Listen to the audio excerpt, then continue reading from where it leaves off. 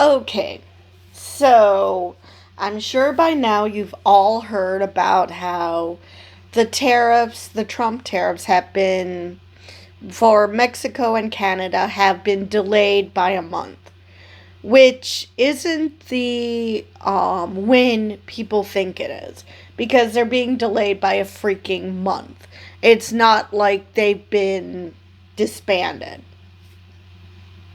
But um one thing that I'm sure the people who voted for Trump, and especially MAGA, will trumpet like Trump is this tactical genius that he, even though retaliatory tariffs were placed on the US, that he somehow miraculously strong armed Canada and Mexico into doing what he wants.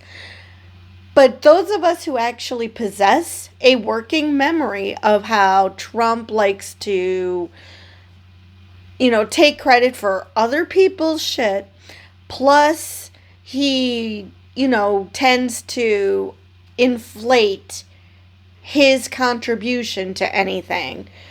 It's such as, oh, Canada did this, Mexico did this, but we somehow didn't have to give them anything. I mean, dude, they put retaliatory tariffs on us. They're not going to just remove it for no freaking reason. So yes, those of us who possess a working memory and critical thinking skills knew that Trump had to give Canada and Mexico something. That they didn't just force them to concede because of whatever damage it would do to their economies. Because it's not like it wouldn't do damage to ours. Trump even admitted that it would do damage. He just didn't care. But anyway, let's get to the article. This from NPR. Trump puts Canada and Mexico tariffs on hold. President Trump has agreed to put tariffs on both Canada and Mexico on hold for now. And that's the other thing people seem, like I said, that's another thing that people seem to forget. It's only being paused for a month. Now, is there a really good chance that they would be paused indefinitely? Yes. Because if for no other reason the stock market tanked on the news of this of these tariffs, and if there's one thing these billionaires care about is their stocks. They don't want their stocks to plummet because A, they have stocks in the market, most of them. That's how they made their billions.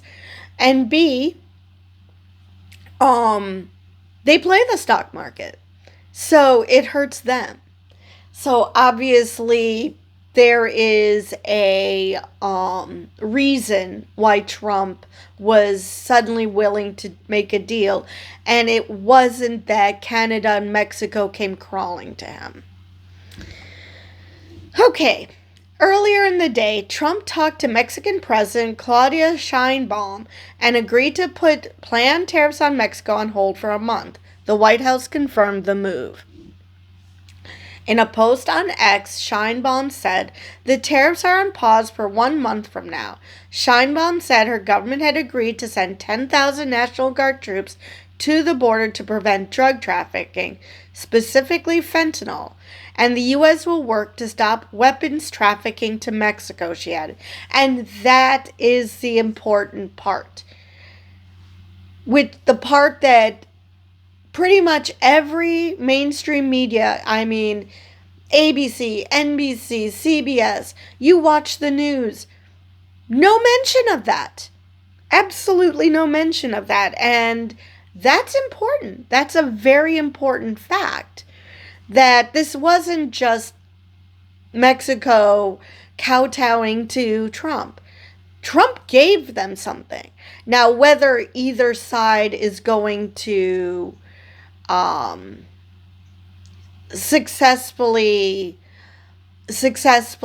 do their part. Well, I doubt Trump, no matter what Mexico does, Trump will see that as a victory for Mexico, because in his mind, only white men are capable of doing anything. So I would be surprised if, no matter how successful Mexico was in sending these 10,000 troops, which, by the way, they already have 15,000 troops, so it's not like we're going from nothing to something.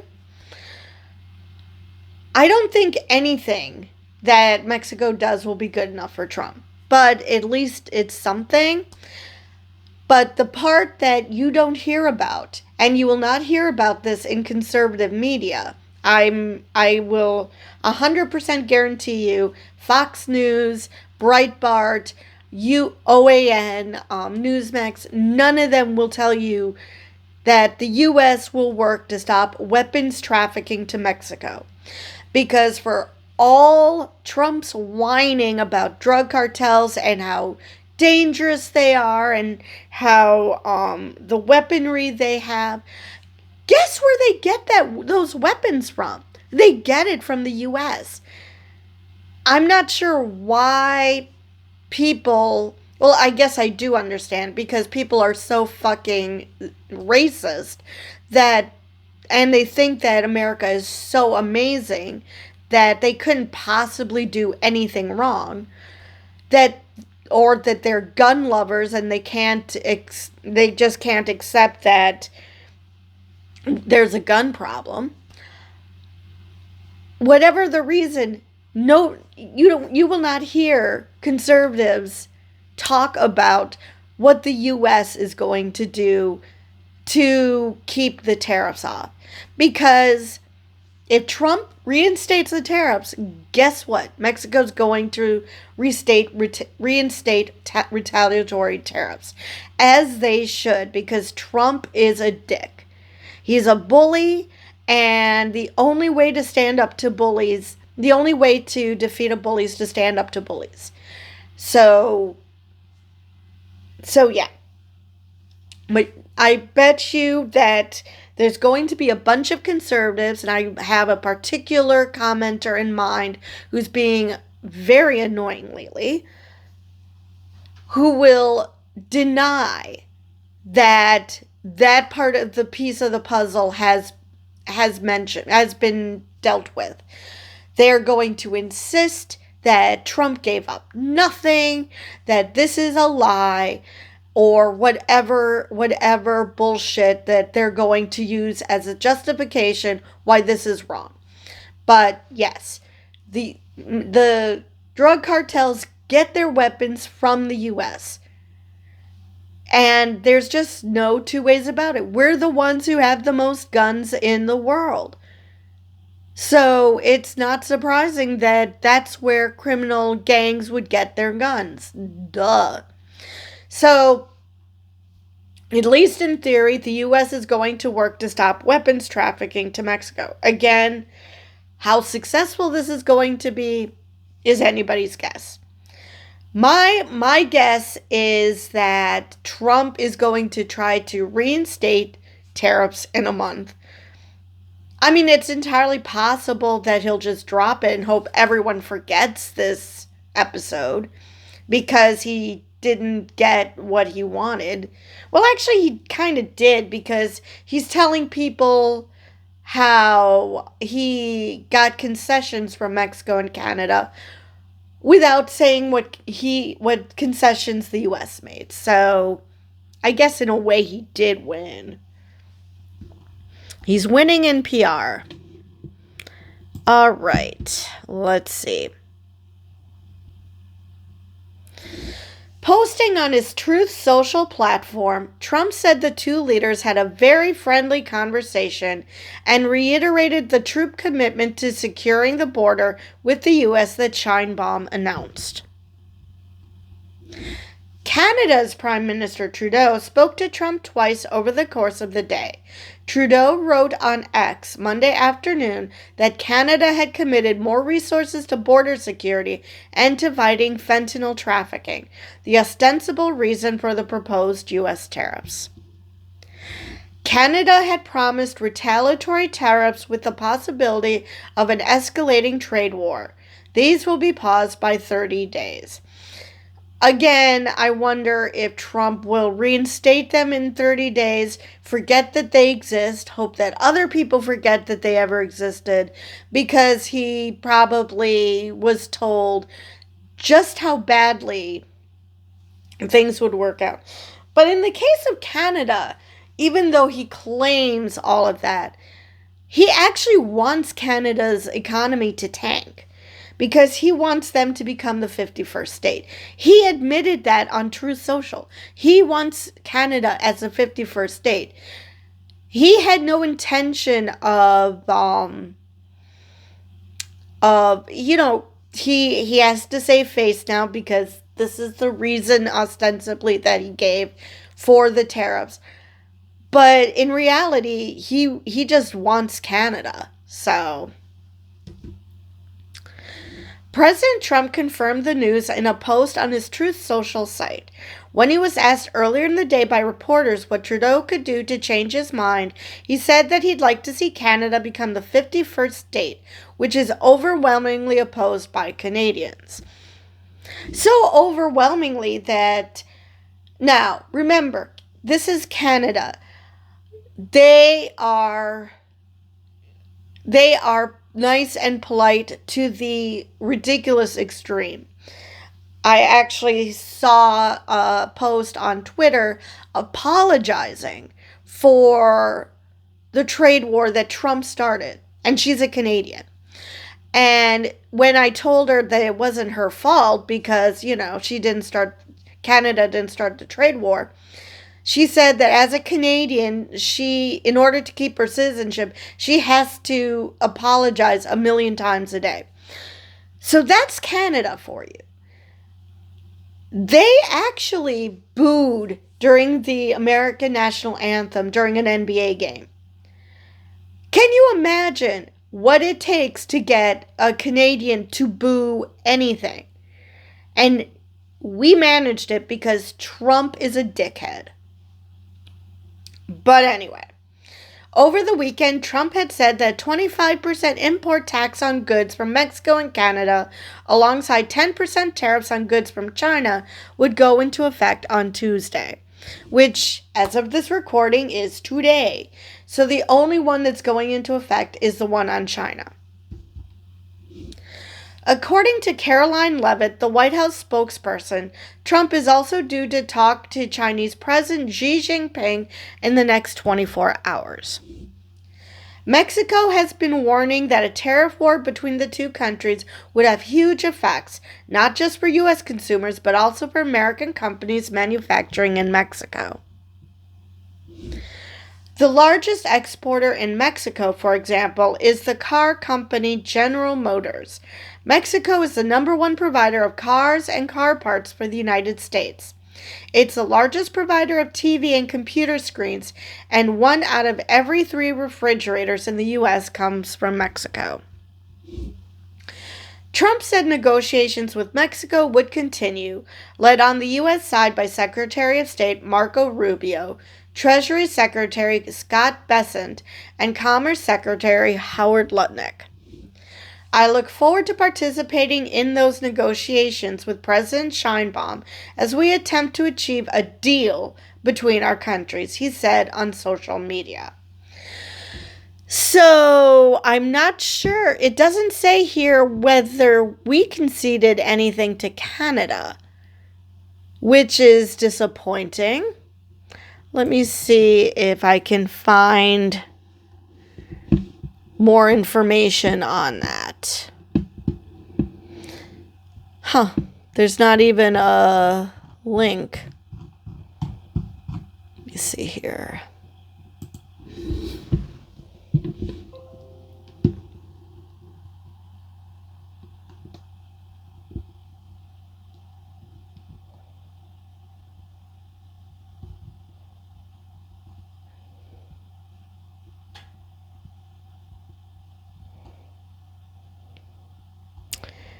Um, I'm not seeing any updates on that, so I'll just leave it at that. Let me just move you a little bit. Let me try this.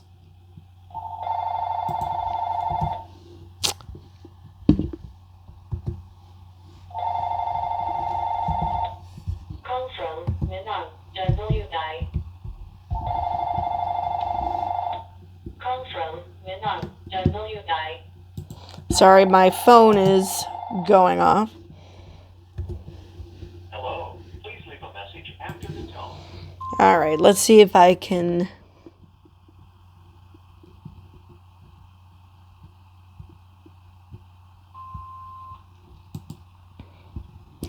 find out if the U.S. conceded anything to Canada. Oh, for fuck's sake.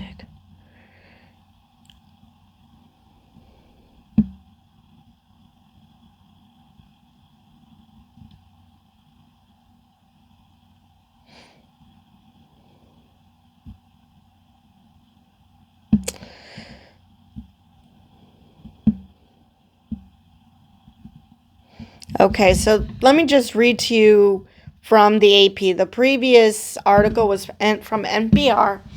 Let me read to you the article from the AP. President Donald Trump on Monday agreed to a 30-day pause on his tariff threats against Mexico and Canada as America's two largest trading partners took steps to appease his concerns about border security and drug trafficking. The pauses provide a cool-down period after a tumultuous few days that put North America on the cusp of a trade war that risked crushing economic growth, causing prices to soar, and ending two of the United States' most critical partnerships. I am very pleased with this initial outcome, and the tariffs announced on Saturday will be paused for a 30-day period to see whether or not a final economic deal with Canada can be structured, Trump posted on social media. Fairness for all. Canadian Prime Minister Justin Trudeau posted Monday afternoon on X that the pause would occur while we work together, saying that his government would name a fentanyl czar, list Mexican cartels as terrorist groups, and launch a Canada-U.S. joint strike force to combat organized crime, fentanyl, and money laundering. Why? They're north of us. What? I do not understand what he thinks is going to happen here, but okay. The pause followed a similar move with Mexico that allowed for a period of negotiations over drug smuggling and illegal immigration. The 10% tariff that Trump ordered on China is still set to go into effect as scheduled on Tuesday, though Trump planned to talk with Chinese President Xi Jinping in the next few days. So, again, they're not saying anything what the U.S. conceded. Actually, they're giving us even less information. Except for more than about what Canada is doing.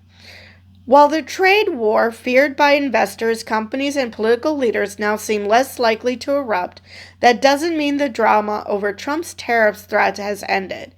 Canada and Mexico bought some additional time, but Trump could easily renew his tariffs and already plans to announce taxes on imports from the European Union. And I did have someone comment, lol, what tariffs does Trump have any tariffs planned for Europe? And the answer is yes. Yes, he does. All of that leaves the global economy uncertain about whether a crisis has been averted or if a possible catastrophe could still be coming in the weeks ahead. I vote for catastrophe. So Trump on Saturday had directed 25% tariffs on imports from Mexico and Canada, with another 10% tariff on Canadian oil, natural gas, and electricity. The U.S. president has repeatedly previewed these moves, yet they still managed to shock many investors, lawmakers, businesses, and consumers. I'd say those people were either in denial or weren't paying attention because, dude, he threatened that. I mean, granted, it's hard to believe anything he says because he promises everything to everybody. But when he's threatening something horrible, you should probably believe that one. Multiple analysis by the Tax Foundation, the Tax Policy Center, and the Peterson Institute for International Economics showed that the tariffs could hurt growth, lower incomes, and push up prices. But Trump repeatedly insisted, despite promises to curb inflation, that tariffs were necessary tools to get other nations to stop illegal immigration, prevent fentanyl smuggling, and treat the United States, in his mind, with respect. Right, because nothing says respect than having your national anthem be booed by a country that is known for being just so polite. I mean, polite to a fault. Yeah, that screams respect. What the hell? Trump and Mexican President Claudia Sheinbaum announced a month-long pause on increased tariffs against each other after what Trump described on social media as a very friendly conversation, and he said he looked forward to the upcoming negotiations. Trump said the talks would be headed by Secretary of State Marco Rubio, Treasury Secretary Scott Bessent, Commerce Secretary nominee Howard Lutnick, and high-level representatives of Mexico. Sheinbaum said she was reinforcing the border with 10,000 members of her country's National Guard and that the U.S. government would commit to work to stop the trafficking of high-powered weapons to Mexico. In 2019, when Mexico's government also avoided tariffs from Trump's administration, the government announced it would send 15,000 soldiers to its northern border. For much of Monday, the outlook was worrisomely different for Canada, only for an agreement to come together. A senior Canadian official said Canada was not confident it could avoid the looming tariffs as Mexico did. That's because Canada feels as if the Trump administration has been shifting its requests of Canada more than it did for Mexico. Right, because with Mexico, they see that they have more to lose. Because, like was mentioned, cars and car parts are manufactured in Mexico. So it's more of a one-way street that Canada needs the U.S. stuff more than it needs. The U.S. needs Canada's things, I guess. Except for energy. They could cut off our energy. So maybe that had something to do with it. But yeah, play the energy gambit. The official spoke on condition of anonymity, having not been authorized to speak publicly. Asked Monday afternoon what Canada could offer in talks to prevent tariffs, Trump told reporters gathering in the Oval Office, "I don't know." He mused about trying to make Canada the 51st state, part of ongoing antagonism despite decades of friendship with Canada, in a partnership that has ranged from World War II to the response to the 9/11 terrorist attacks. The U.S. president also indicated that more import taxes could be coming against China. If we can't make a deal with China, then the tariffs will be very, very substantial. So this still doesn't tell us what happened with Canada, because I can't imagine that Canada just bowed down. Because why even put retaliatory tariffs on if you weren't going to get anything from the U.S.? So I have no idea what's going on with that. Financial markets, businesses, and consumers on Monday were still trying to prepare for the possibility of the new tariffs. Stu Leonard Jr., president and CEO of Stu Leonard's, a supermarket chain that operates stores in Connecticut, New York, and New Jersey, said his buyers were considering stocking up on Mexico's Casamigos tequila ahead of the tariffs and switching from Canadian to Norwegian salmon.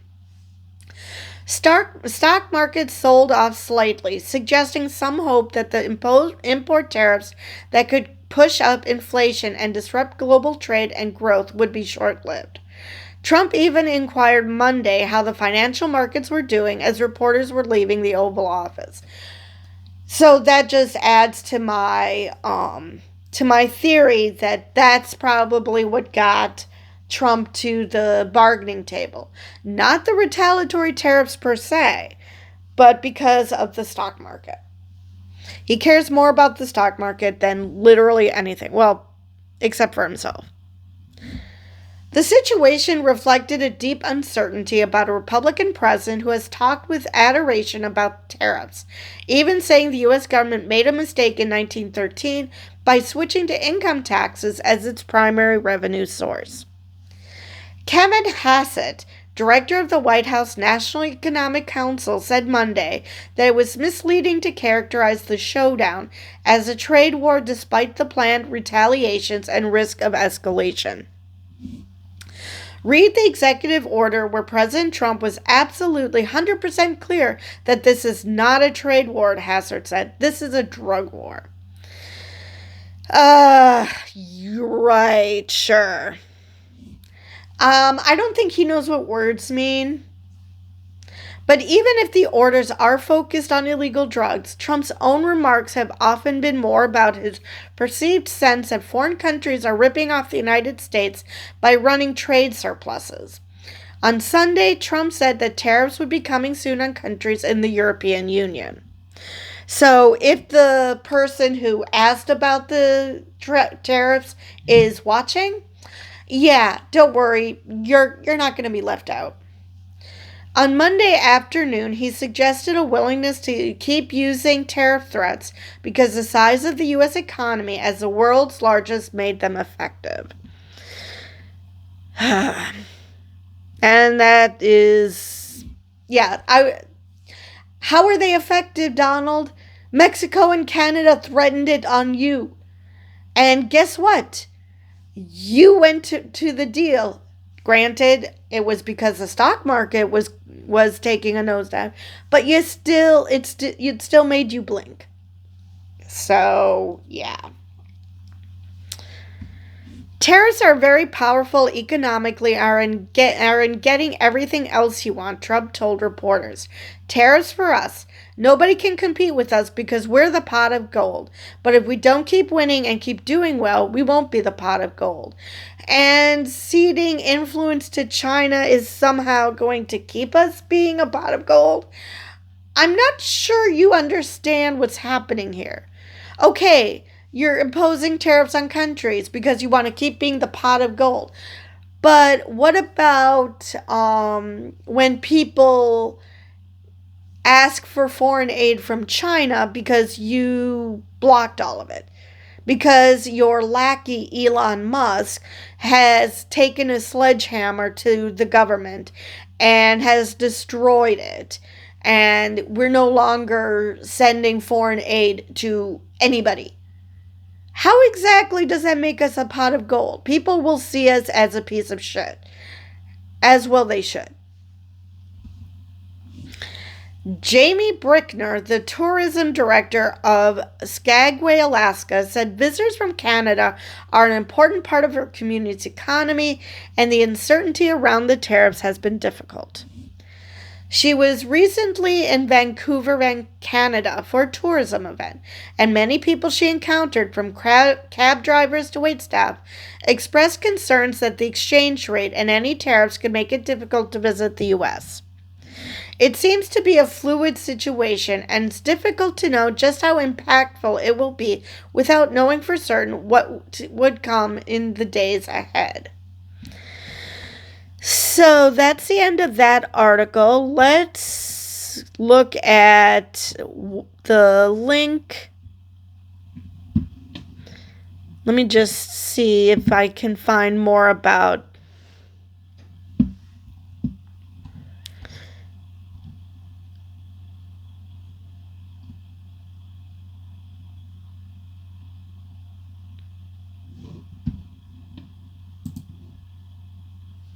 all right. Okay.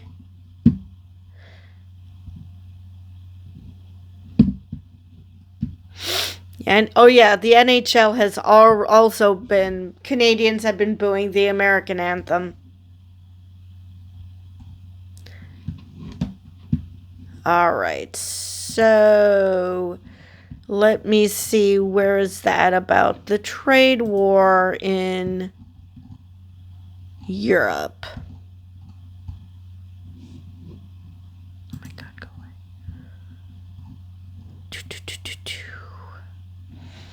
Here we are. So, EU leaders scramble to avoid friction with the US under Trump and avoid a stupid tariff war. So, let's see what this has to say. After 3 years spent trying to deter Russia from destroying Ukraine, European Union leaders grappled on Monday with how to respond to a major ally who appears determined to start a trade war or even seize part of their territory. Greenland, of course.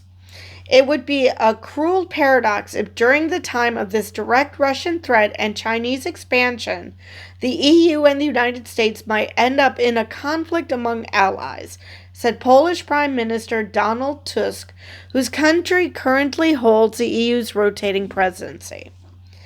Since taking office last month, U.S. President Donald Trump has threatened to impose tariffs on EU imports and refused to rule out military force to take control of Greenland, an autonomous territory of NATO ally Denmark. Trump has also mystified Europeans by showing little sign of how he intends to end the war in Ukraine within 6 months as promised, let alone in a day as he boasted while campaigning last year. Because he has no absolute clue.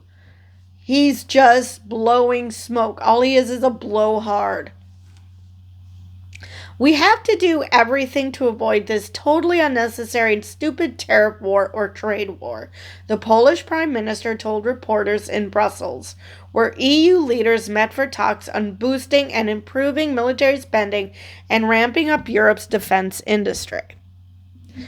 Tusk said Trump's threats amount to a serious test of European unity, and in a very strange context because it's the first time where we have had such a problems among allies.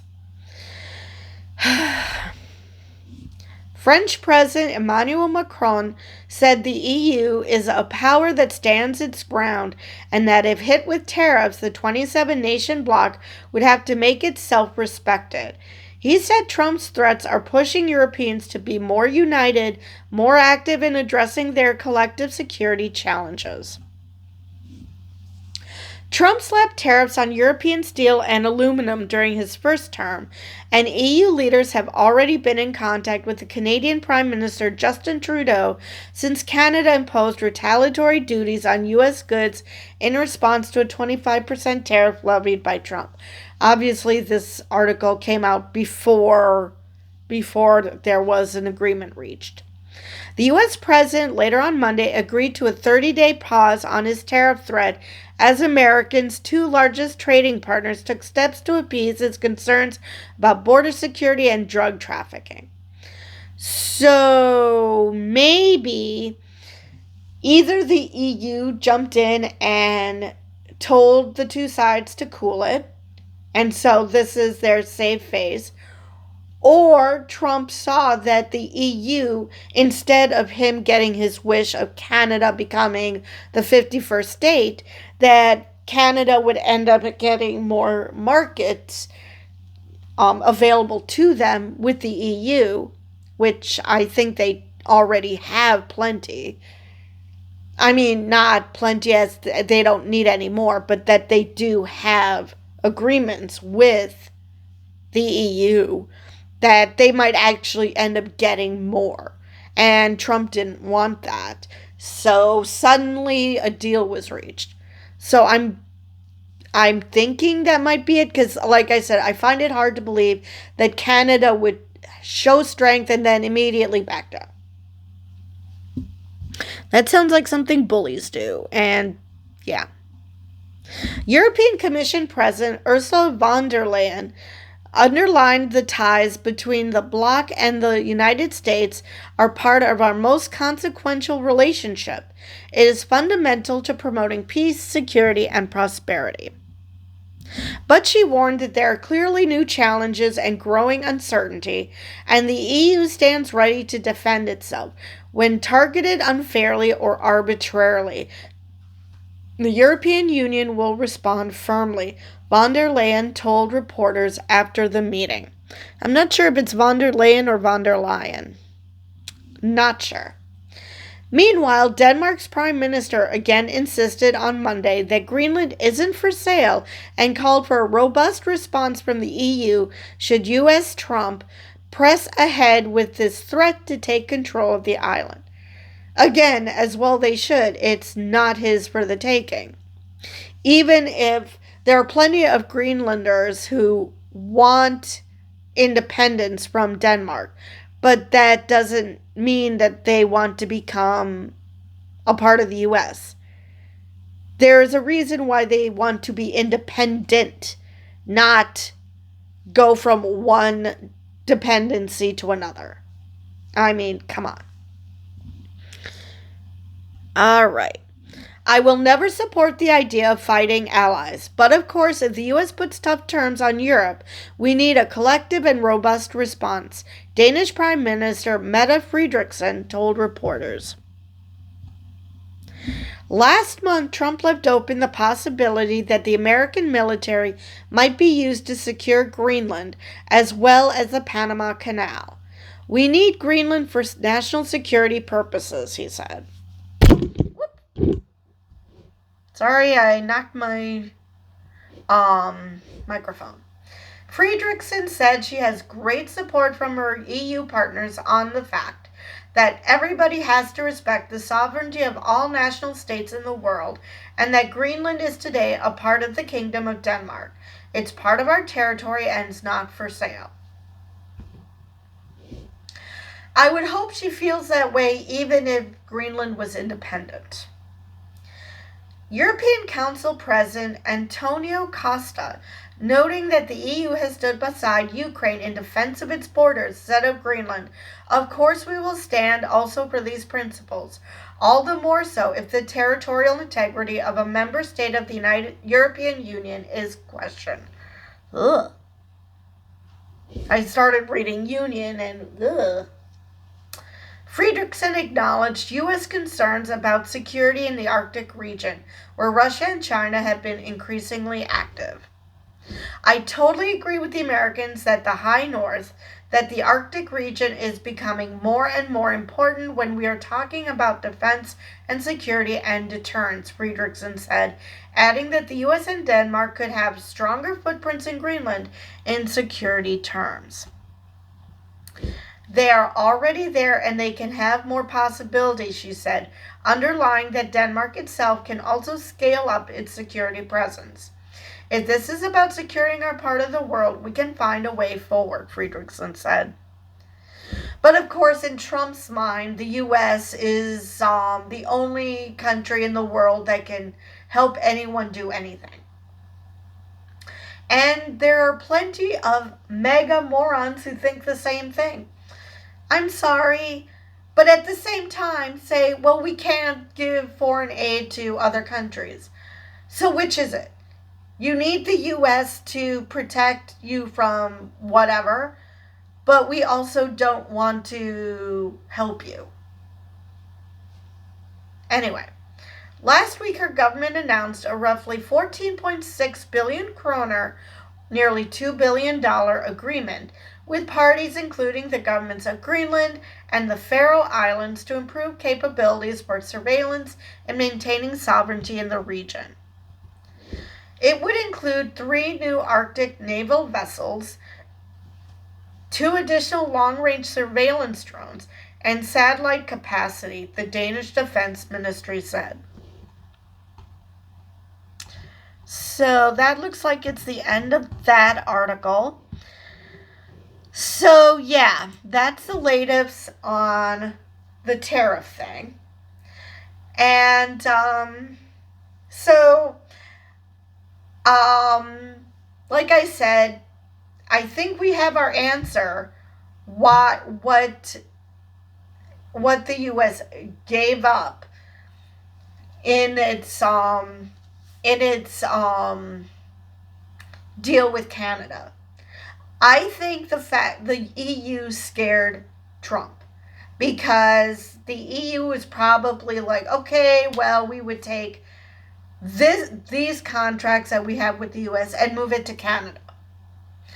And that freaked Trump out, even though he is threatening tariffs on the EU, so it could still happen because Trump is a certified moron. He is so desperate to be seen as a strong man, he is an idiot. So, so that could still happen. But yeah, that's where we stand. Trump is so convinced that the U.S. is the greatest thing since sliced bread, which I agree. This is a great country.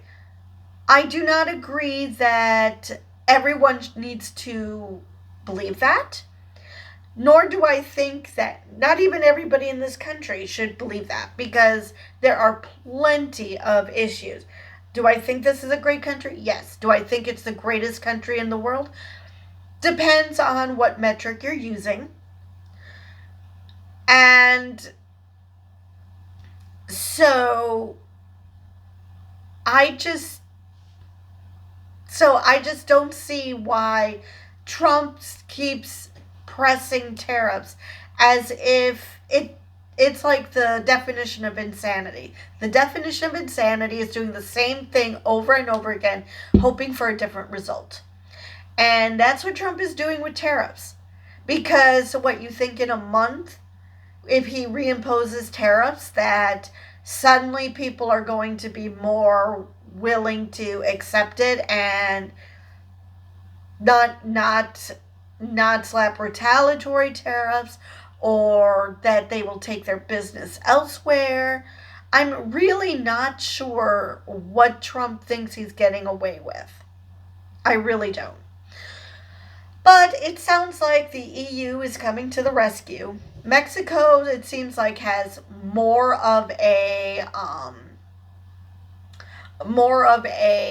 bargaining chip, simply because of their direct access to the US. They provide cars, car parts.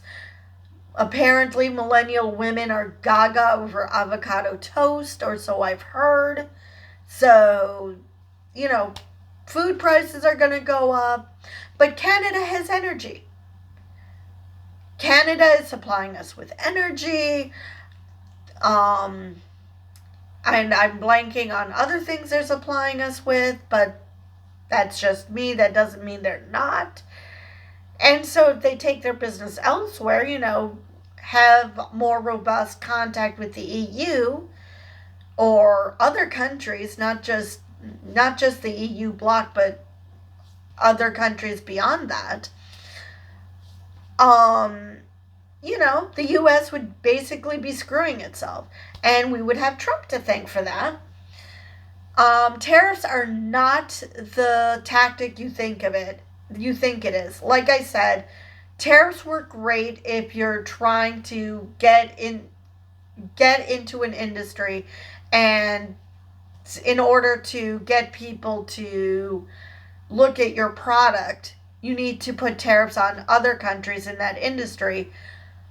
So you would have a fighting chance of getting people to try your product, to get your industry going, whatnot. It's not supposed to be a sledgehammer.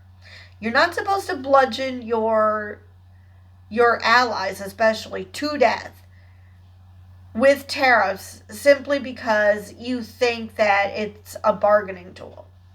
It's not.